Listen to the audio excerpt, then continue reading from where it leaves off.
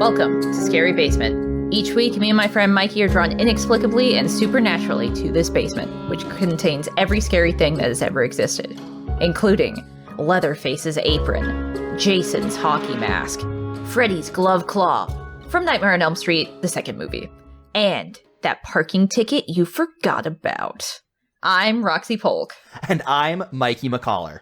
Mikey, let's start out, as we always do, with the scariest things that happened to us this week. So what happened in your life outside of the scary basement that spooked you to your very bones? Roxy, I had to Mikey? look mortality in the face and realize that after 2 years of not wearing a suit, I no longer fit into any of my suits. Oh, no! I had a wedding. It was the first wedding I've been to since the pandemic. I tried to put... Which, yay! Congrats to your friend. That's wonderful. Yeah, it was great. Except for your suit. I had to go that morning and go buy a suit, and I was just like, oh, so scary. It was, okay, I had to try... Intimidated? I tried to, pull on the suit, and I was just like, what happened to my body? It felt like I took a sliced open air hose and put it into my belly button and went... It's the pandemic. And I did dream that I did that. Oh. And so I don't know if that dream was real, or was it? Is that scarier or less? Is that more or less scary than the pandemic being 2 years of just forcing us to be more sedentary and you don't exercise, so that's why you can't fit into your suit? That's a great question. Which is the true horror, the nightmare being real, or that other real life nightmare being real? Instead of confronting that, I'm going to ask you what happened to you this week that was so scary. So if you've been hanging out with me on streams or know anything about me, I guess, I've started drinking powdered caffeine drinks, basically adult Kool-Aid with caffeine in them. I'm not going to name the brand because they don't sponsor me. When they sponsor me, I'll name the brand. Give us money. Yeah, exactly. That's my advertising pitch, by the way. Give us money. Yeah, he gets real close to your ears. It's very threatening. So I have that. It's a good way to save money. It's just as effective. I don't like crap, whatever. But so I had some caffeinated tea as a backup for like whenever I ran out of that. A fancy metal tin, and then in like a protective plastic bag. And then there was a bunch of like tea bags of very nice smelling fancy caffeinated tea. I was just going through my pantry, opened up that tin. All of my reserve tea, Mikey, had grown mold and had expired over a year ago. Scary. And so it has just sat there growing mold, festering in my pantry until I discovered it this week. And did you drink it? I considered it and then didn't. Okay. And instead I slammed it into the garbage can, and I guess I kept the tin. You slammed it? I was so upset. I was like, this expensive caffeinated tea, which I was looking forward to drinking because it tastes like fruit. Now I can't. Yeah, it sounds like you were like really excited about it. You let it sit for a year. Yeah. It was my backup, okay? I guess that's fair. You're right. But it's no longer an effective backup, so. Yeah, that's some real bullshit that happened to you, Roxy. I'm sorry. Much scarier than what happened to you, which is facing your own mortality. Gotta say. Speaking of my own mortality, here comes the man who is most likely to take it away, the Demon Bot. Mikey and Roxy, this week you were tasked with watching the 2021 film Malignant, directed by James Wan and starring Annabelle Wallis, Maddie Hassan, and George Young. Did you watch the film, or are your souls forfeit? So, Roxy, I did watch Malignant. Did you also watch Malignant? Yes, I did watch Malignant, and I can't help but notice that Demon Bot is wearing a black trench coat, and I'm wondering if that is related to us watching Malignant. I am trying to stay warm. If you are familiar with the idiom, when hell freezes over, I just want to know who is responsible for Chrono Cross Radical Dreamers finally getting an official English release. Okay, well then maybe not, unless he's lying. He could, I don't know if I trust anything he says. Anyway, I did watch Malignant. Then you may keep your souls. For now. He just flipped his trench coat around. Like it was like a cape. What a dramatic exit this week. Yeah, it was cool. Roxy, we both watched Malignant. In case there's anybody listening up at the cellar door, what do you say we do a quick plot recap? Yeah, let's do it. I would love to do a plot recap. The movie Malignant opens in 1993 when horrifying and mysterious patient Gabriel attacks those in the hospital trying to study him, killing many. Then, 27 years later, a pregnant woman named Madison returns home to her shitty abusive husband after a long shift at work. While having an argument, Madison's head is slammed up against a wall by the husband, who then leaves to, quote, go get some ice. Yeah, he's going to get a beer. Madison locks herself in the room and avoid him, noticing blood on the back of her head, and then she passes out. During the night, the abusive husband is killed. When Madison is awakened by a bad dream, she goes downstairs to check and sees that not only is her husband dead, but a shadowy, negative void space man is sitting next to the corpse and crawling after her. And then he attacks. She runs, but is eventually thrown across the room and hits her head yet again and passes out. The next morning, Madison then awakens to find her sister by her bedside in the hospital, and that sadly she has lost her baby in the attack that happened the night before. Sometime later, Madison goes home, and her sister tries to help her move on. The abusive husband, you see, kept them apart, but the two of them are quite close. Madison reveals to her sister at this point that she was adopted.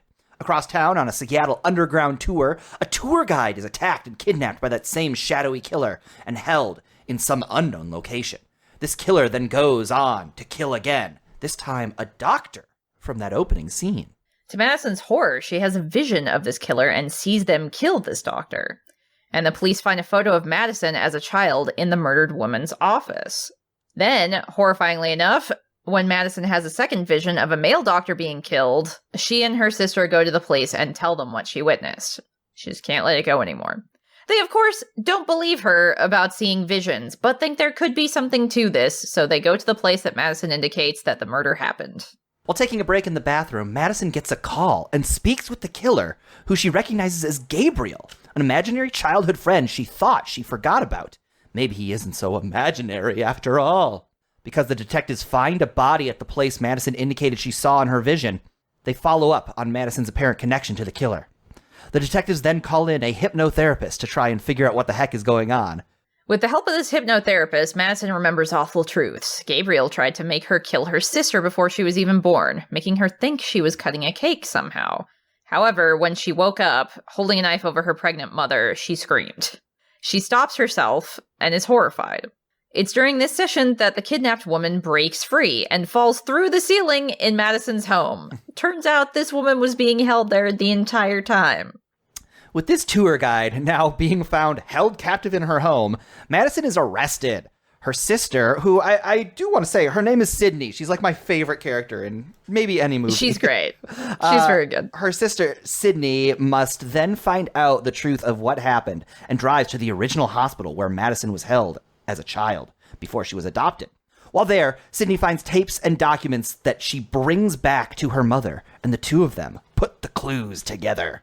Turns out that Madison had a parasitic twin called Gabriel that was literally attached to her skull, back, and spinal column. The two of them share the same brain, but are two individuals. Together, they shared a unique connection and basically had psychic powers. But Gabriel feared Madison wanting to live a normal life away from him, and so he would manipulate her to hurt others and try to get her to kill anyone he deemed to be in his way. It is also found out that the twins' birth mother is still alive and gave them away when she was just 15.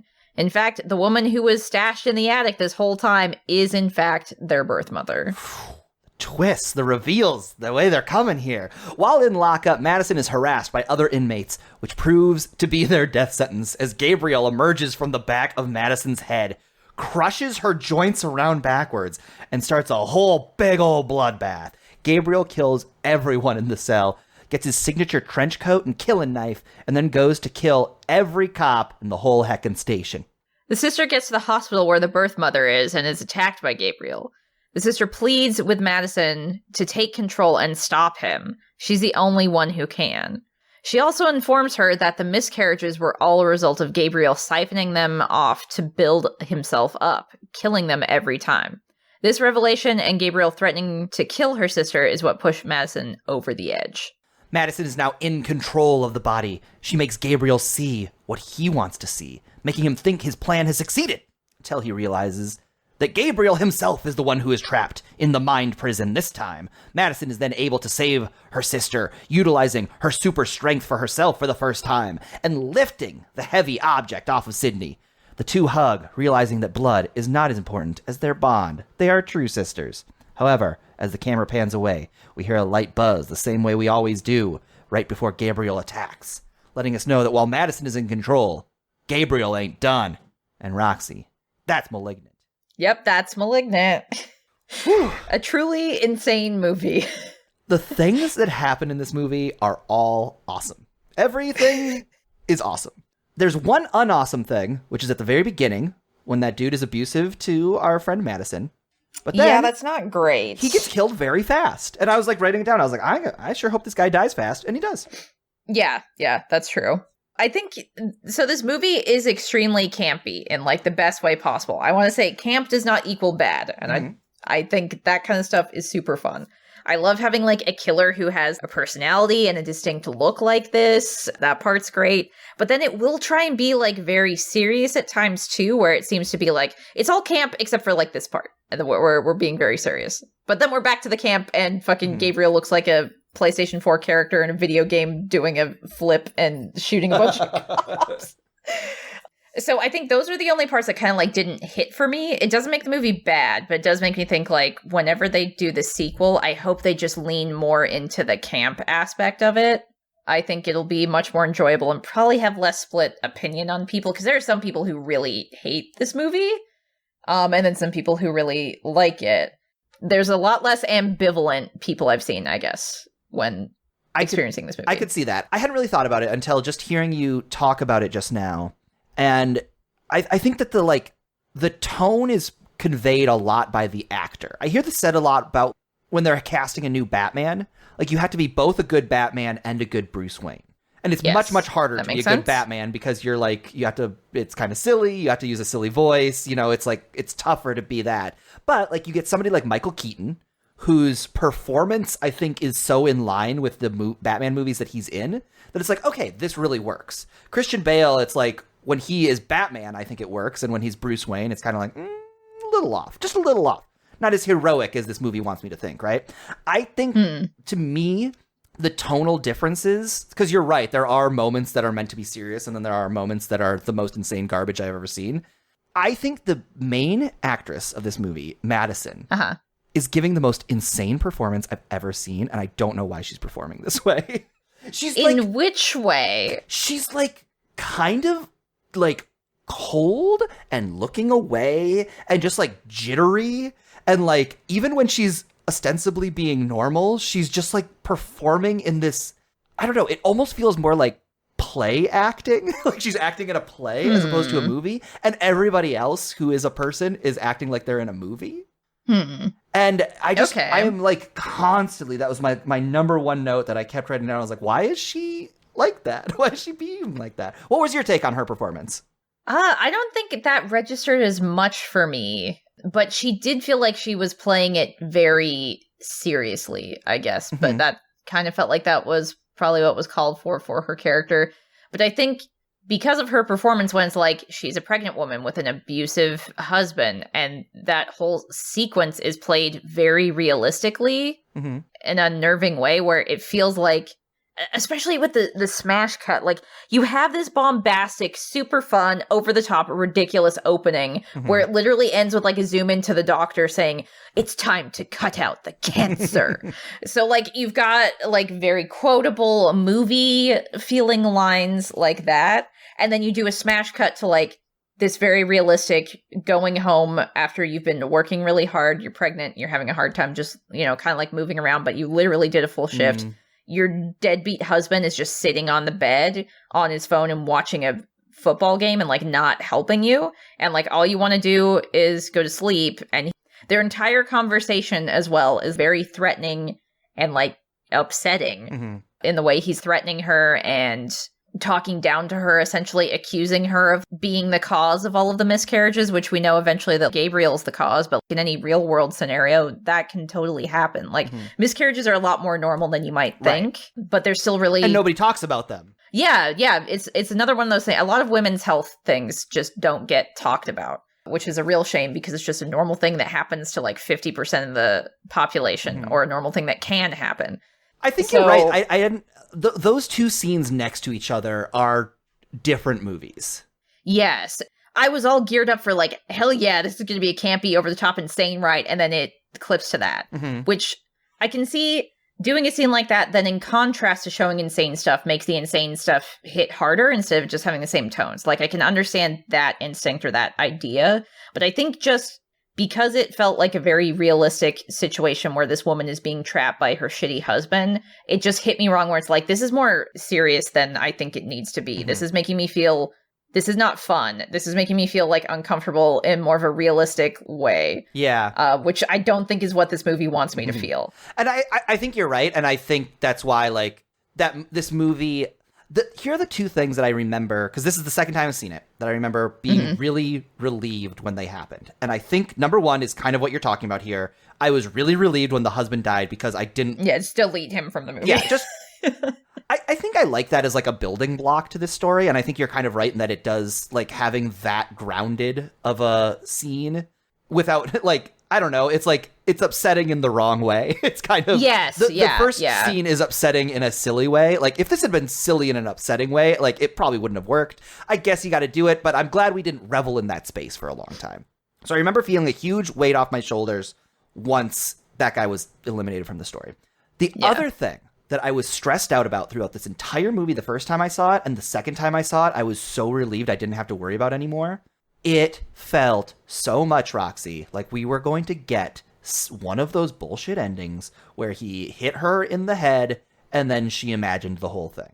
Yes, oh my god, I hate that twist so much. It's one of my most hated twists in like any form of story, any story. Or like that something like, my god, that she was like having some sort of like... It was a dream. It was a dream the whole time. Yes. I just fucking hate that. It's bad, lazy writing, and I... Or that she was, because I mean, so much of it is like what she's seeing. Is it real? Yeah, he's manipulating it. There is head trauma, like that is a physical, like a tangible worry of mine.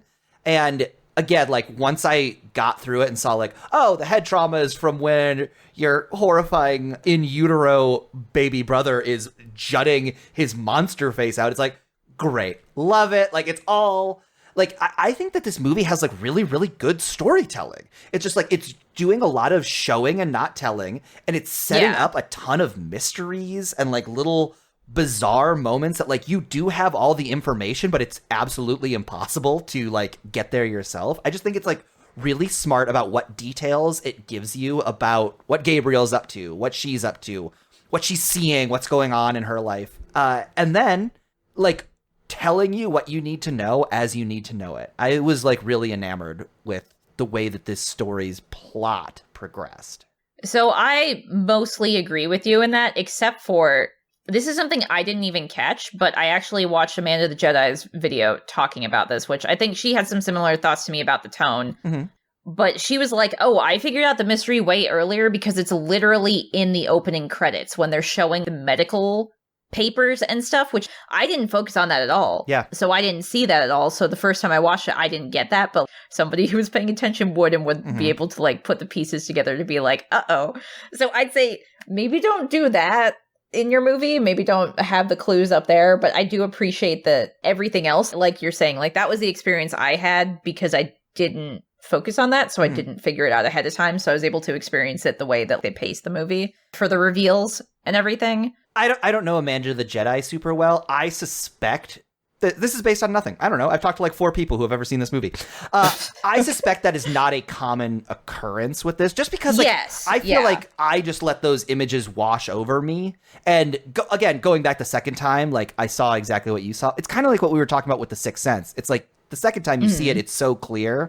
But I don't know that they're necessarily giving you the information to like, because they have assaulted you with a lot of information at that point. You've got radio talking, you've got lights, you've got broken bones, you've got strength, you've got like the socks, like they showed the girl's socks very close up. That was like going to be an important plot detail. You've got the lady, like there's so many details that all of those plus the idea of twins being in utero together and like splitting. I don't think that is as clearly the that's the one that was going to be the answer to the mystery, as opposed to, you know, there's a spirit elsewhere that is using radio waves to get in, like as another example of if one of those other 5 details have been plucked out of the hat to be the one that is the answer to the mystery. You know what I mean? Yeah, I guess I don't think they put those things in the title card with the intent for it to be like, here's a clue and here's some information. So when you get to here, you'll know some stuff. Like, I don't think they put that there with the purpose of doing that. That's a good point. Like, what are you getting out of those? Yes, exactly. It benefits them nothing at all to do that. And it was just such a little thing that I was like, man, I'm glad I didn't recognize that. But any other person who did, it might have been kind of like, man, yeah, they obviously weren't intending to do that. It was just supposed to be like, here's a cool, gritty title sequence with some stuff from, like, medical things, because you just saw a crazy, weird little creature in a hospital. To get back to this idea of, like, Madison's performance striking me super weird, I think the reason I so responded to Sydney in this movie, the younger sister, is, like, she is playing it like a person who exists in this universe. Like, her job is to be, like, a Disney princess cosplayer at kids' parties. Which is, like, a kind of silly heightening of a job that you would have, like, again, in this silly heightened universe. Like, well, she mentions before, too, that she's an actress, so she was trying out for parts and stuff, so it's kind of like this performer job is, you know, not where she wants to be. She wants to be in movies or TV or something. Yeah. And so that's just kind of like a job tangentially related to the thing she wants to do and is a way to pay the bills. And it's also just kind of like, yeah, she's literally the sweet Disney princess who is going to support her big sister. Well, and even like thinking about that actress job, like there's a joke that they set up and then pay off so much later that is so satisfying, where when they first go to the police, she's like, can't you hire a psychic? I know the police hire psychics sometimes. I've played one on TV. And they were like, no, of course we don't hire psychics. And then later when they get the hypnotherapist, she's like, I knew it. They're like, it's not a psychic. It's a perfect joke, but it's the kind of joke that, like, if it were coming from our main character, and not to say that, like, I wanted Sydney to be the main character, but, like, the kind of character who can make silly little jokes like that fits in this world so much better than a character who is just hunched up and shriveled and just projecting her voice to the back of the room. Yeah, I think also because so much of, like, what Madison's doing, she's being trapped in the mind prison while Gabriel is doing things. And I think also maybe to contrast that, how insane Gabriel is as, like, a concept and a character. If they were both really over the top, maybe... No, I think you could make it work. But I think that maybe the reason why her performance is the way it is because of that. Because Gabriel is so much bigger by comparison. And then also just having Sydney there, like, she is the emotional heart. Their relationship as sisters is the emotional heart of the movie. So it makes sense why you would want to endear the audience to Sydney as well by making her. But, like, I guess in terms of talking about, like, how it fits into the movie, yeah, she feels much more kind of exaggerated or tropey in, like, a fun, campy way to fit in with the universe of the movie. Yeah. Whereas, yeah, that's probably another reason why, like I said, Madison's performance did hit me weird, where it felt like too real or too much like somebody under duress, when it's like, nah, you should be, like, having more fun. I'm sure she had fun doing it, but it feels like every other actor, you look at their performance, see what they did, is like, yeah, I bet they had fun doing that. I look at Madison, I don't know what she did. Right. you know? Yeah, you're right. She's taking it so much more seriously than everybody. Yeah, which is not, like, necessarily bad, but it does like register, I guess. I hate to do this to every movie, but I am a writer and my brain does work this way. Here's the way we solve this movie. Okay. And I think it saves a lot of time, which I think you need to do in movies. But also, I think it makes it work much better. Her initial trauma, that, like, the horrifying thing that is happening to her at the beginning of the movie, if it is not an abusive husband, if it is the reveal that she's adopted, I think this movie's a lot better. Yeah, I could see that. I think, so another part to, like, the abusive husband, I think we're talking about a lot of things, and there will be more, I guess, big ideas for us to dig into. But I think an aspect of her character, too, is, like, she kind of accepts what she thinks she deserves, which Gabriel has worn her down since they were kids, in a way, where he is essentially, like, her relationship with Gabriel is an abusive relationship, and they're literally in the same body. So I think her accepting that shitty husband and then staying with that is kind of like a reflection of the fact that she doesn't think she deserves better, maybe. Yeah. No, I do see the angle through which they're doing it, but, like, This movie, I think, more so than anything else, and I think it is kind of one of these movies that has a lot of ideas, it's a little scatterbrained. Yeah. But I think the closest thematic story I could gronk onto this is about adoption and about feeling like so separate from your family that you don't feel like, because it's this bizarre little thing where like her change ultimately is going from I would really like a blood relative to I've always had the blood relative in you, whether we're blood or not. Yeah. It's like found family can be just as important or even more so than those that you were blood related to. And like, that's the biggest theme, I'd say. Her initial trauma at the beginning is not so much coming from that and not so much coming from feeling othered. And I think the idea, like, again, the horror that really resonates with me is the kind of horror that is like, this is talking about a real problem that real people have, and it's played out in this arch kind of silly way. This idea that, like, from whatever your situation was before you were adopted has led you to do behaviors that are bad that you don't necessarily feel in control of, but you feel like you're different and wrong and bad from the rest of your family. They touch on all of that. They do all of that, and it's embodied by Gabriel, but that's a real thing that people have. Honestly, I would say even whether they're adopted or not, like, you feel like you're a bad person and you don't fit in and the other people around you are better. And how can you learn to be confident in that? And it's through, the love of your chosen family, and it's through self-confidence. And they do that story.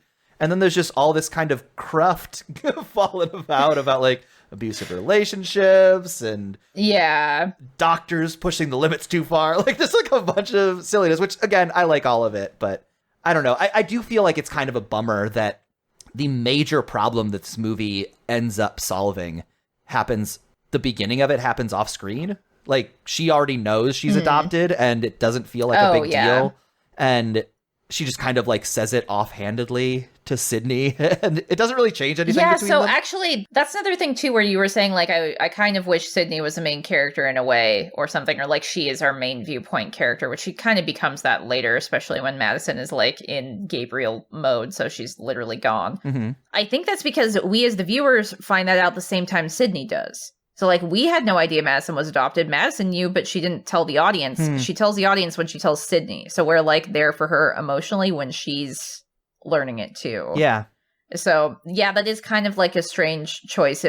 Maybe if they had, like, found out, or, like, she found, I don't know, a paper or something. So we were more there for her emotional journey to discover that. I can definitely see the merits in doing that. Well, okay, we solved that movie. Okay.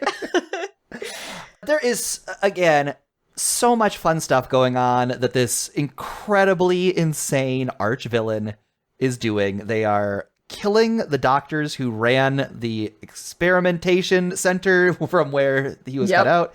He takes one of their... It looks like a castle. The place looks like a gigantic castle. And, like, when Sydney goes there to explore later, there's literally a shot that's over her shoulder looking down the hallway that's in the pitch darkness. I was like, this looks like it could be a frame from a Silent Hill game. Yeah. Oh, it's like a third-person over-the-shoulder camera. Yes! Yeah. So it's, like, incredibly gnarly and spooky. And then, so you've got this crazy mansion outside. She sneaks in, and then she's in this very spooky situation where just, like... Yeah, that wouldn't just be shut down. Also, what else did they do there? Surely it can't be shut down purely because of Gabriel. If they ever do a sequel, I wouldn't be surprised if there's like a bunch of potential supervillains or just like people with powers that they were monitoring there. Smart. Well, because they're going to do like a sequel, right? Or experimenting and bringing it out. Yeah, like that's also another good thing too. Because the doctors investigating are like, man, this duo has such potential. We haven't seen something like this before. And like James Wan, he's setting it up for a sequel. We also don't know a lot of story with the mother backstory, like things like that. Basically, he left threads that when they do the sequel, although I'm assuming it hasn't been canceled. I know there was like mixed reaction to this movie, so that might have affected it. Yeah, I want to see a sequel. Me too. But I think he planned it to be at least multiple movies, at least 2. I don't know if he's going to do more, but like you could literally set up a supervillain universe from this.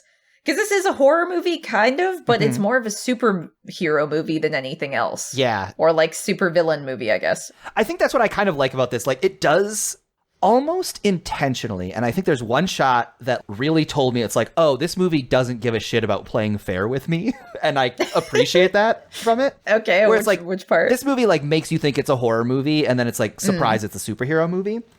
But the shot, or the scene rather, where they have the hypnotherapist meeting at Madison's house, and it's the scene where the birth mother falls through the ceiling and into the living room. Yeah. The way they actually do this, and I only noticed it the second time, they have that scene where Madison is in her living room with the police and with Sydney, and Sydney is like trying to hit on the the policeman who's there. We haven't even like touched on that. We should talk about that at some point too. Very cute. It's actually kind of cute. But so they do that scene, and the scene wraps up. Madison's just like, hey, that's it. We got the information, and I don't want to do this anymore. And then they do this shot, Roxy, that you don't even recognize, that like I never would have noticed if I wasn't looking for it. But they do this like sweeping shot over all of Seattle, which makes you think it's filmic language that makes you think you are going to a different location. You're going across town to see the killer's hideout where it has the mom captured. And it makes your brain think. Wait, before she falls through or after or before the ceiling? They do the Madison scene, they sweep across the city, and then they go to the scene where the birth mother is chained up, and then she falls out. And it 100% tricks your brain. And it's like, that's what you do in a movie if you are crossing space. You do this slow helicopter shot over to the villain. And then she falls through into Madison's living room. And it's so jarring and so funny. So like, because it was like, oh, you thought you were across town. I remember the first time I watched it thinking like, what's going on? This doesn't make sense because we are in a different location. And it's like, no, that shot doesn't need to exist. It's literally them saying like, it's just them trying to trick you. They are tricking me. And I was like, all right, you win. Like, I was very happy to be tricked in that way. It was very fun.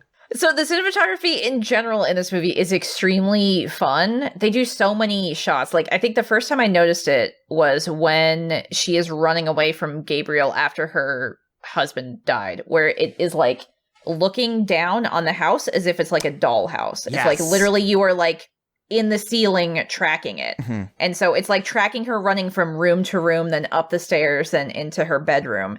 And it's just like such a cool shot that like didn't need to exist, but it does. And I love that it's there. At first I almost thought like, oh, they've been showing technology things. Is he moving through the wires? And they're showing it like the wiring that would be in the ceiling for like lights or something maybe, which is not. And that's fine. It doesn't need to be. Yeah. No, it does. I wrote that down too. That shot turns the house into a labyrinth, which the movie itself kind of is. You are trying to find your way through like this reality the same way that Madison is, and I think that's really effective to put you in that headspace, but also like get you thinking like, all right, what I'm looking at is not what I'm really looking at. Like, we're looking at the overhead room, but we're really tracking Madison underneath going through a hallway. Yeah. And since she is going to be like kind of trapped in her mind for a lot of the movie too, I think that's an interesting point you brought up, that it's going to kind of like not mimic, but reflect the idea or concept of a labyrinth, which is very cool. This movie's cool.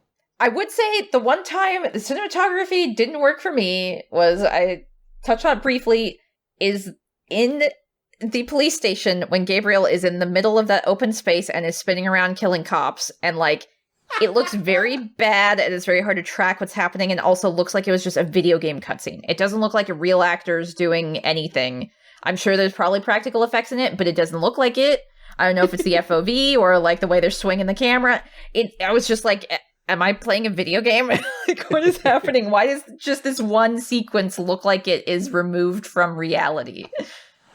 I will say I both 100% agree with you and also love it. I'm not, it was like, I was very perplexed when it came at me, and I didn't like hate it, but I also didn't like it. I don't know how to feel about it. I guess I'm glad that it's in there, but also I feel like you could have done that same sort of shot that didn't look so fake, I guess. Well, I don't know what it is. The whole rest of that entire fight scene is like rad as hell and has really cool choreography, and it just feels like it was doing it. Are you talking about a specific shot within that whole murdering cops sequence? Yes. Okay. Yeah. So it's like a very specific turnaround shot. It's like after he gets to the main like section where all of the cop desks are.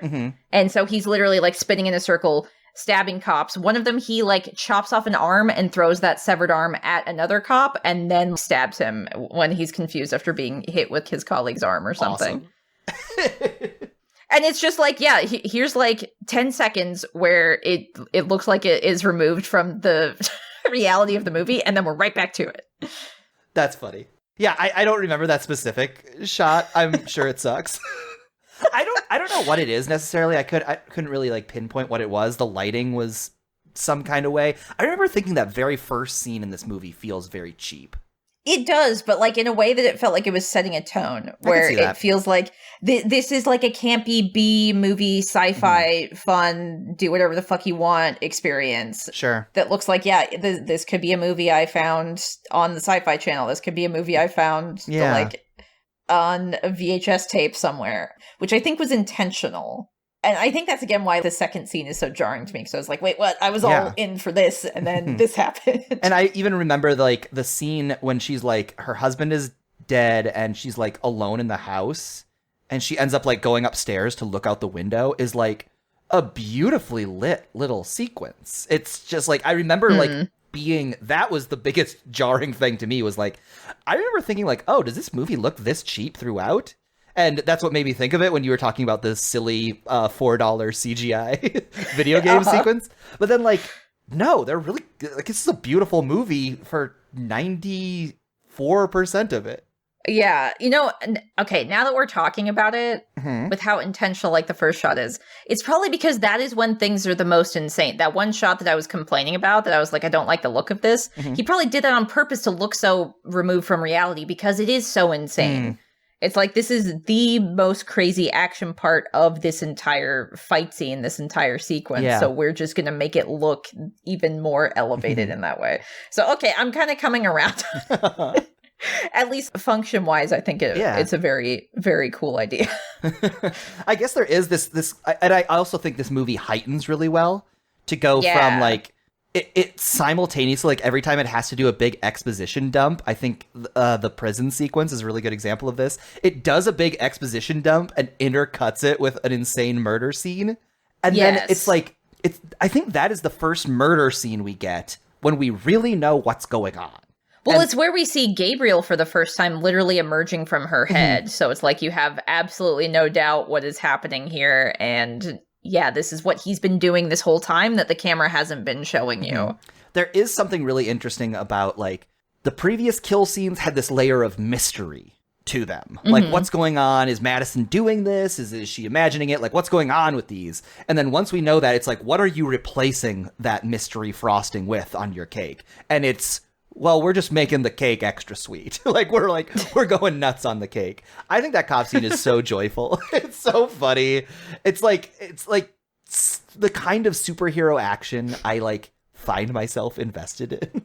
Well, it's especially funny because it's all that intense action with his signature knife, and one of the cops, the lady cop partner, she gets a shotgun at one point. That's kind of what sends him leaving, what sends Gabriel, like, out the door. Except right as the two, like, main detectives who we've been following and they've been talking to our main characters this whole time, they're, like, going to try and limp away. They're not dead. He just picks up a fucking chair and, like, hucks it at him, and then it like hits him, and then they just fall over, and then he's like, okay, now I'm gone. Oh, from, like, across the room too. Yes, yeah. It's across the entire room. Oh man. The other thing, so at this point in my notes, I go from cop fight rules to basically the end of the movie, because I was just, like, kind of in it. I was just like, okay, great, let's see what happens now. Yeah. It does really sweep me up. Well, because I think at that point, Sydney is going to the hospital, and it is basically that final scene, actually. The next thing I have written down is how upset I was when Sydney got shot in the head. It was so point blank, yeah. It was really upsetting. I couldn't handle it. Especially because the way they did it at the first time, I actually, like, bought into it for a second. Me too. Like, it wasn't until he said, like, the final words to the mom and then started killing her, then I was like, wait a minute, okay, now I see what's going on. Okay, Sydney isn't actually dead, but, like, for that 30 seconds or whatever, I was like, oh shit, so there's gonna be consequences for her not being strong enough to fight off Gabriel. And she's just lost her sister. That fucking sucks. Yeah, I definitely remember the first time I watched it just being like, I don't like this movie anymore. Yeah, it feels so callous too. Also, Yeah. like there isn't any grandiosity to it, which I think is on purpose. Right.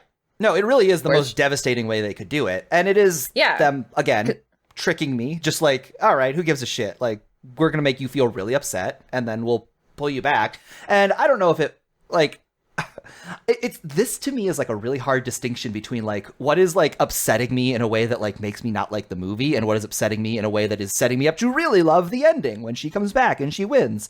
And for me, it's like, damn, right? Could go either way. Because even watching it the second time, I wasn't relieved or like it didn't recreate the feelings of like, okay, that was really brutal, but they're gonna get me back because I know she's actually powerful. Like, it was just like, oh, I'm still just really upset, and the ending kind of feels a little flatter to me because of that. And I'm just like kind of not like ready to buy anything.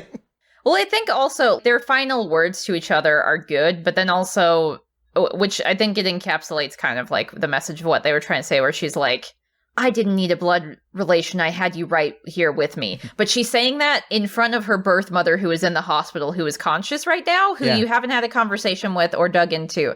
It made me think, what, you literally have a connection you can make with this person who said she didn't want to give you up. And I think she genuinely meant that when she was saying that. It's just, she was 15. This is another thing that I didn't like. They were like, the mother was raped. She's 15. And then she had the baby and her mother wouldn't help her and said her child was an abomination against God. So I'm like, there's some weird backstory there. One, anything that just throws in rape casually is always going to rub me the wrong way. Most movies don't handle it effectively. I'm not saying you can't, but they just mention it so offhandedly, and then she still wants to keep the baby even though that's what had happened, but she's just like, my mom won't help me and I'm literally scared because I can't do it myself because I'm literally a child. So it feels like there's this entire backstory to the mom and their conception and their family that they're not going to tell us in this movie. We have to wait for the second movie. And that's when I realized, like, we didn't have an actual conversation with the mother about anything. And they did that on purpose because it's for the next movie. And now I feel like that's missing from this movie. And I hate that. Yeah, it is bizarre to have, because first of all, when she says to Sydney, I didn't need a blood relative, I have one right here. It's like, that she's still not your blood relative. Like, you can be saying something like, you're more important or equally as important. Yes, as exactly. But she just literally says, like, I've always had one. It's like, no, you haven't.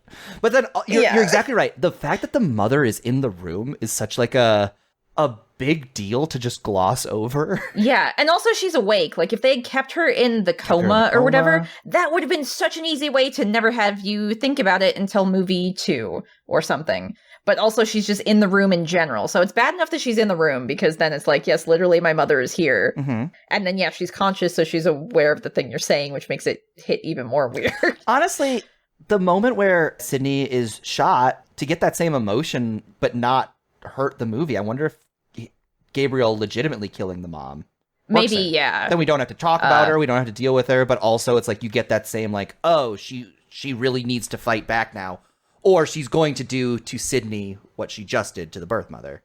Yes, exactly. That heightens the stakes because Sydney is the character you care about in that instance. The mother, you don't want to see a woman get killed, but we don't have the same sort of emotional investment. We don't know anything about her. She's barely even said a fucking thing the whole time. So, yeah, that would have been a better way to do it. But again, it just feels like they're saving it for the next movie. I also, my very last note is fucking birth mother over here grinning like a goon. When Sydney she's like hugging Madison, she's just like, so happy. It's very weird. Why are you happy? So that entire scene went on for way too long also. So like, yeah, they say that thing, then they hug. The birth mother's looking at them for a really long time. She's looking at them for so long, she's like, maybe I shouldn't be looking at them more.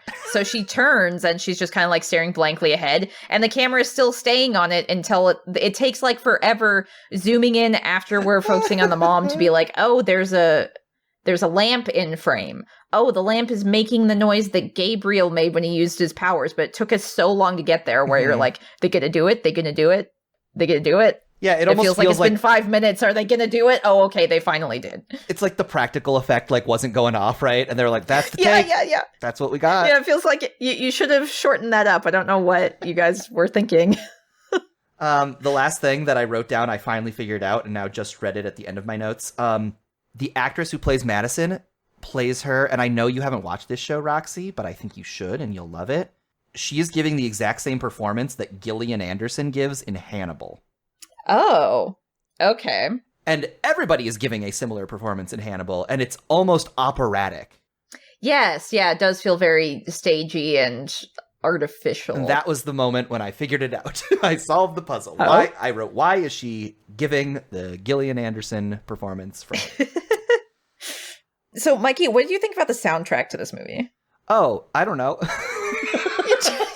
It didn't register to you? I actually don't have any. It sounded like you had something to say about it. I didn't notice it necessarily. So, like, there is a track they use a lot, which is like a remixed synthwave kind of version of "Where Is My Mind." That is often without words. I think it's mostly like instrumental, and it's so much fun. And also, it adds another layer to be like, yeah, where is my mind? I guess, right? Is that why you picked this? So on the nose. Yeah, but like the soundtrack in general, like stood out. Normally for a lot of horror movies, you don't really track it. But again, they really leaned into the 80s cheesy kind of, how can I just be forgetting the word? Campy vibe. Campy vibe.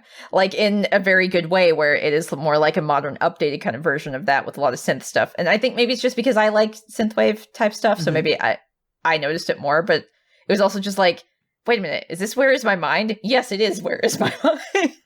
Kept using it. Where Is My Mind, I feel like, is having a renaissance as the #1 most covered song in a kind of gothy way or like a more serious way. It? Yeah, it's in a lot of... I didn't know that. It's in like The Leftovers for sure.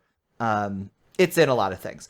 But also, I will say, now that we're talking about it, I do remember there being like a little, I wonder if it's Where Is My Mind? There's like a little like character melody when Madison is kind of like taking herself back that almost reminds me of like, you know, a superhero movie where it has like the Doctor Strange theme whenever Doctor Strange does something cool in the Avengers movies. So I guess they probably did think a lot about the soundtrack. That is almost something that I never notice in any movies.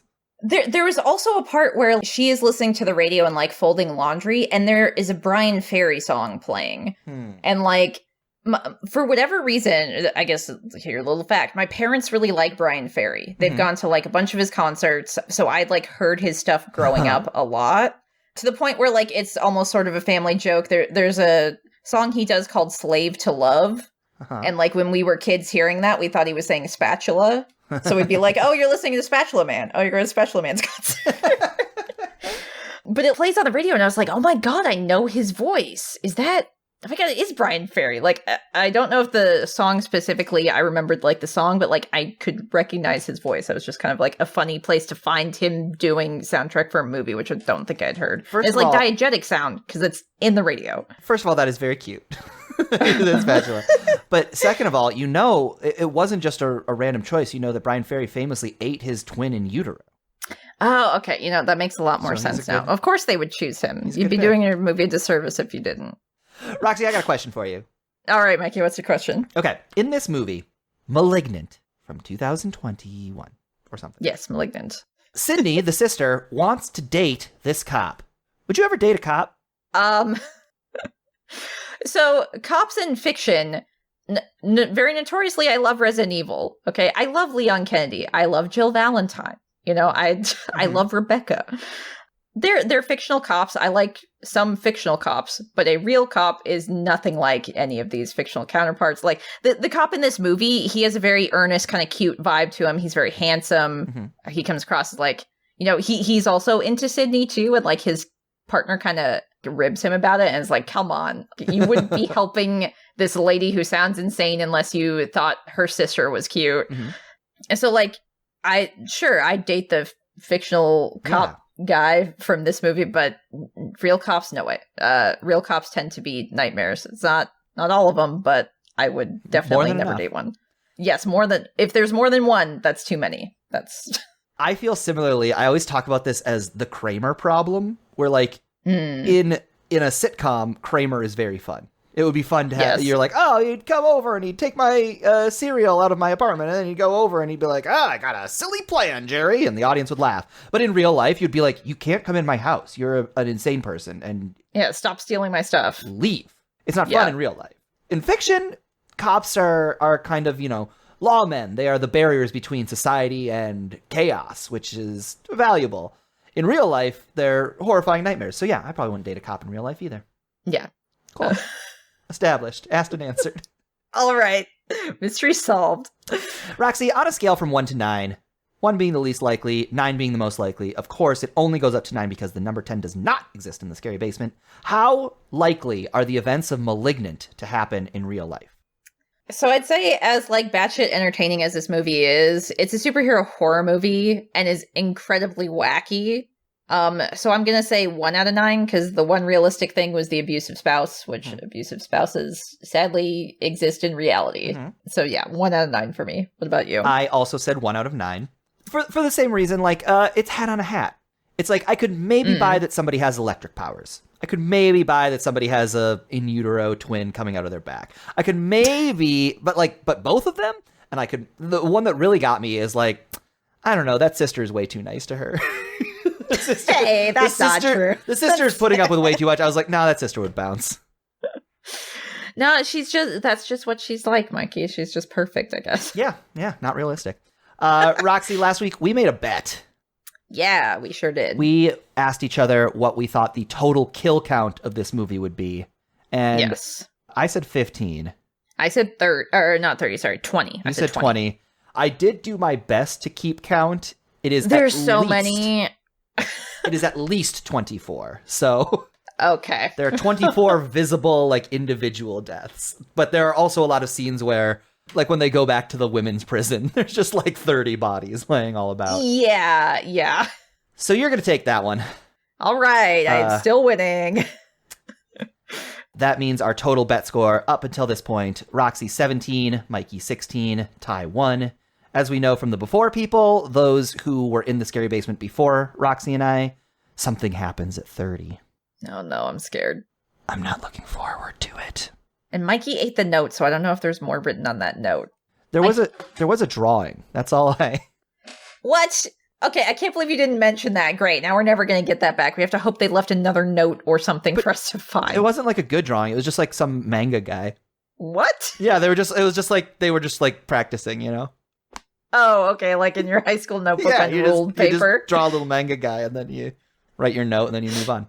Yeah, this looks just like Goku. Here comes our old pal, the Demon Bot, wearing a very cute little costume. Okay, he had like a wardrobe change. I'm not used to this, him changing up his look. Why does he look like... Oh my god, Roxy, Mikey, I'm enamored with the Demon Bot dressing up like the movies that he's giving us now. This is a cool new layer to him. I think I could guess what movie we're going to watch next week now, just based on this outfit alone. He's got a good guy set of overalls somehow stretched over his chassis. Yeah, they're way too small. Yeah, I think they're ripped on the side. This is not a costume, my tux is at the cleaners and this was the only thing I had clean. Why are you looking at me like that? Anyway, you have successfully reviewed Malignant. Your souls are safe for another week. For next week, you must review the 1990 film Child's Play 2, directed by John Lafayette and starring Brad Dourif, Alex Vincent, and Christine Elise. If you do not, your souls shall be forfeit and I will claim your bodies as my own. Okay, Roxy, so for next week, we got Child's Play 2. All right, okay. Chucky's back after almost 40 episodes. Damn. We had so much fun watching Chucky 1. Now we get to watch another Chucky. I'm excited. I can't wait. Yeah, especially because like Chucky is one of your favorite horror villains, Mikey. I think he might be my favorite horror villain. Your favorite horror villain. Yeah, okay, yeah. So, Roxy, we of course have to make a bet for next week. Yes. How many times do you think the word doll will be said in Child's Play 2? The word doll. It's been so long since I've seen this. I think there are many Chucky dolls in this one, maybe. So I'm going to say 30? 30. Okay. I'm going to go way less because I don't think they say the word doll a lot so much as they look at a lot of dolls. Yeah, I think you're probably right. It's fine. Hey, if you do lower, then I don't know, hopefully one of us will get it. I'll do 8. Okay, 8. All right. Yep. All right. Swung for the fences. That's me. The pact has been sealed. I mean, the bet is confirmed. The one who is closest to the number of times the word doll is said shall be declared the winner. The winner shall receive their own good guy doll directly from the factory. Don't worry, this one is named Tommy. And Larry. and Oscar, and Billy, and Paulie, and Larry. Roxy, we've talked about a lot of scary things this week. In utero twins, bizarre performances, knives made out of statues. Let's talk about something happy. Huh? Yeah, let's do it. What has been making you happy this week? So I've complained about this a bit on Twitter and complained to you personally, Mikey, but my phone that was the last remnant I had of my shitty startup job, the literal only perk I got from that job, I had it for 6 years. It has finally kicked it. It won't hold a charge. I will be trying to listen to a podcast and it will literally just crash for no reason. It is unusable. So I had to go replace my phone, something I wasn't expecting to have to do. It's a big life expense, should be really shitty. I get there and the person helping me out is like this really nice person who also happens to be a Twitch streamer. Like we just start talking about stuff and she's like, yeah, I'm really good at like Call of Duty. I got like I'm head of a team that's like placed really high. So like I had this really shitty experience, but had a very nice person helping me through it, who I had like a lot more in common with than I ever would have thought having stepped into that shop. So hell yeah. Just a nice little surprise. Did you hop on the internet with your new phone friend and game on? Maybe someday, but not yet. I am not very good at first-person shooters. I don't have like a ton of experience. Fallout is about the closest thing I could say I've played to a first-person shooter, and that game is notoriously not great for its first-person shooter. It's not, listen, first-person shooters are bad games. They shouldn't make them anymore. I'll tell you what's making me happy. I didn't even know what to say to that. Okay, what's making you happy, Mikey? What's making me happy, Roxy? Little pouches of eggs. What? Okay. As I mentioned, I went to a wedding this weekend, and you stay at the hotel, and the next day the hotel has, complimentary breakfast, and they just go to the grocery store and buy like 30 individually wrapped little muffins and like bananas, and they also buy, and I've bought these myself before, these little pouches of eggs.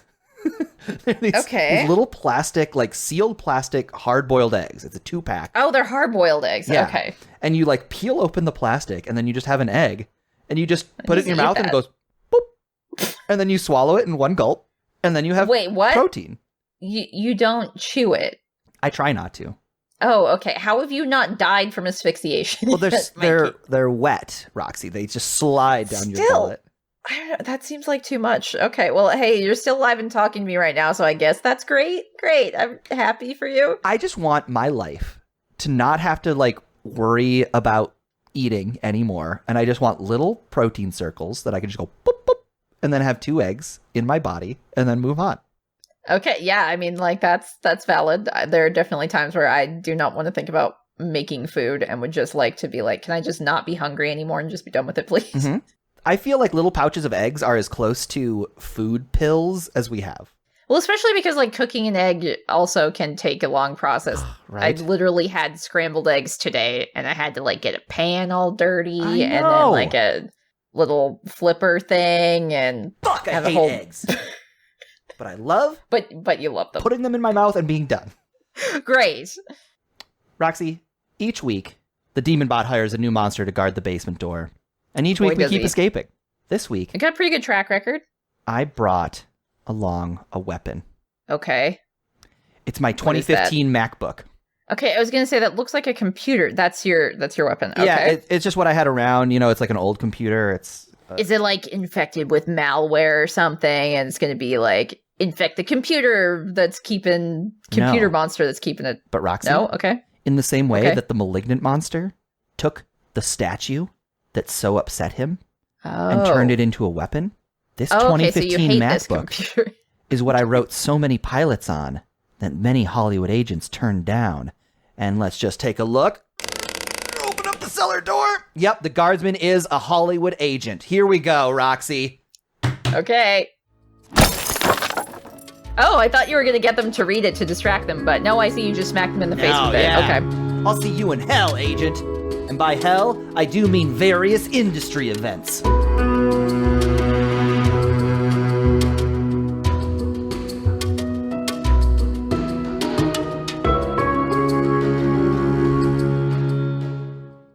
And I can't help but notice that Demon Bot is wearing a black trench coat, and I'm wondering if that is related to us watching Malignant. After the recording, I am headed to a Vampire the Masquerade LARP if you must know about my private life. And I'm wondering if that is related to us watching Malignant. No, I happen to be in the middle of trying out my Highlander cosplay. Do you not like my Duncan MacLeod?